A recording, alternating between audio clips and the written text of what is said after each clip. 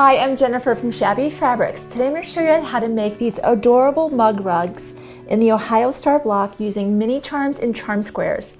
Now I sometimes get these pre-cuts and I think, what should I do with it? And isn't this a practical gift?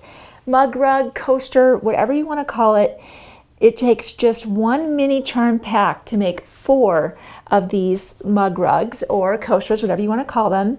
And let me show you just how easy they are to make. Super fun, and I love practical gifts, and it make a wonderful housewarming gift for somebody who maybe is a quilter, or even if they're not a quilter.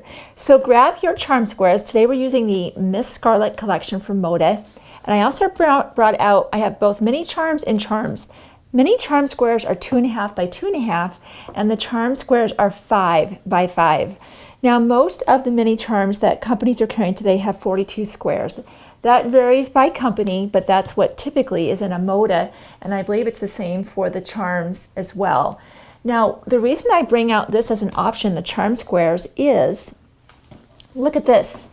A charm square is really 4 mini charms. So if you want to make multiples, again, this yields just 4. Say you want a larger group of this, you could either buy multiple mini charms, or you could take your charm squares, cut them exactly in half, vertically and horizontally, and you'd have 4 groups of the mini charms.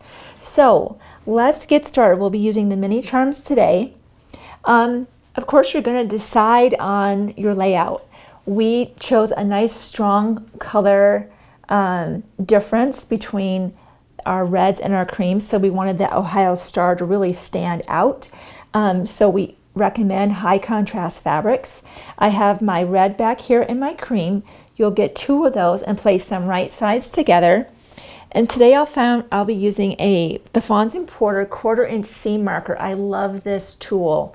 Now you don't necessarily have to have this, but I want to show you why it's a wonderful tool to have. Normally when you make half square triangles or 1/4 square triangles, which we'll make today, you will draw a line. I'll flip this over so you can see what you normally would do. You would draw a line from corner to corner, take this to the sewing machine. Your presser foot would ride along here and you're sewing a 1/4 inch away from that line. You turn and you're sewing a 1/4 inch away from the line on the way back. You have to be very careful to keep that 1/4 inch. Well, Fons & Porter, bless their hearts, came out with a special ruler that kind of takes that away. Now I'm gonna make that line disappear for us with our heat. That's the friction pen. That's why I love the this friction pen. With the 1/4 square triangle ruler, there's a yellow line running from tip to tip, and the distance from left to right is a 1/4 inch away from the left and a 1/4 inch away from the right. You'll simply line that up with your corners, and you're going to draw a line on both sides.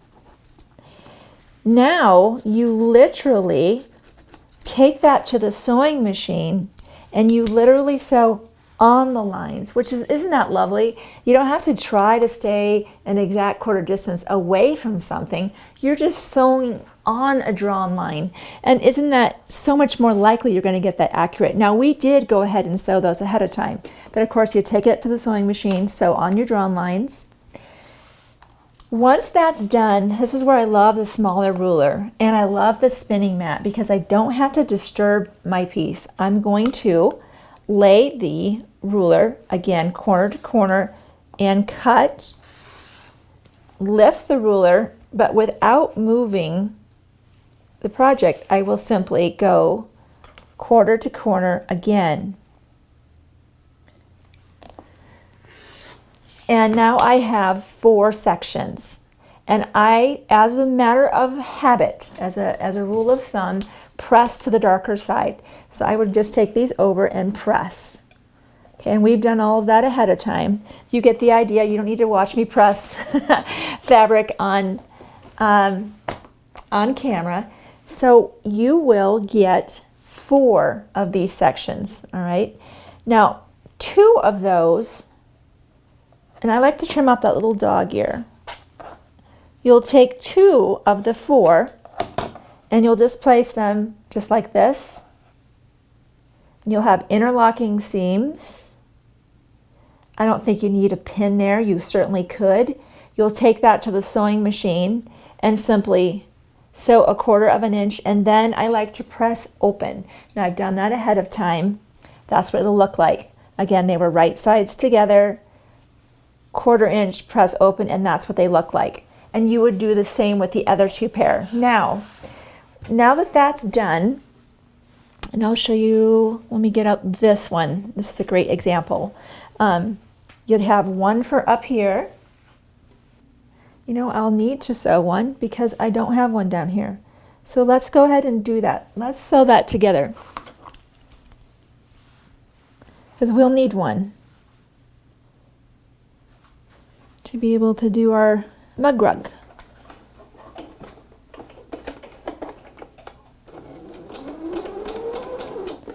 And I like to, with interlocking seams, really make sure that is absolutely kind of just nestled into the other seam. Because if those points are off, you'll definitely notice it, especially on a project that's this small.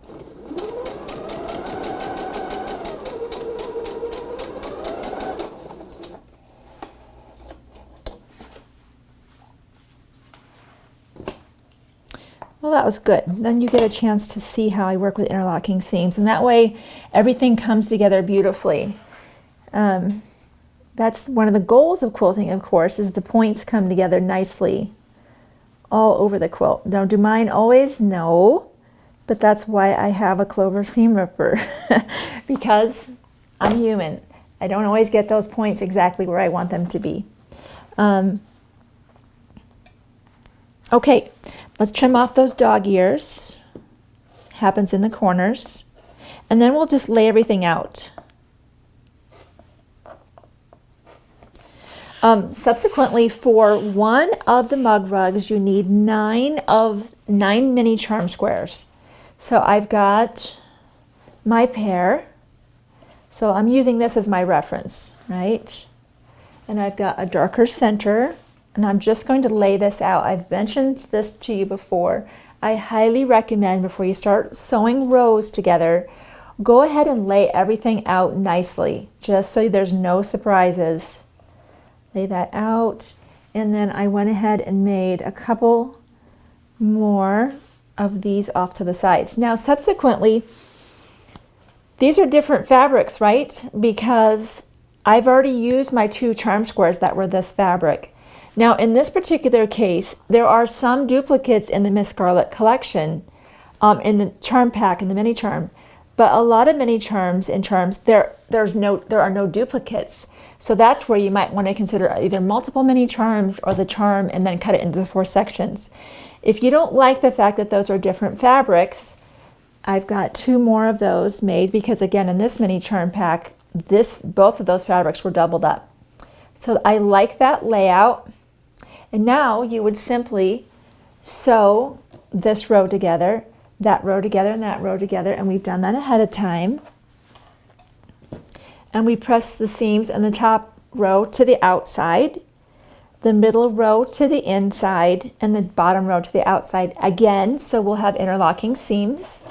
You take those out of the way, and then you would simply right sides together, interlocking seams, pin, turn, same with the bottom. Then once that's all together, we'll get just a little piece of batting, so cute. To make 4 of the mug rugs, you'll need 1 fat quarter. So you'll just need to pick that up additionally, and this is available as yardage. Again, this is the Miss Scarlet collection. Just pick out a piece that's larger than what you need.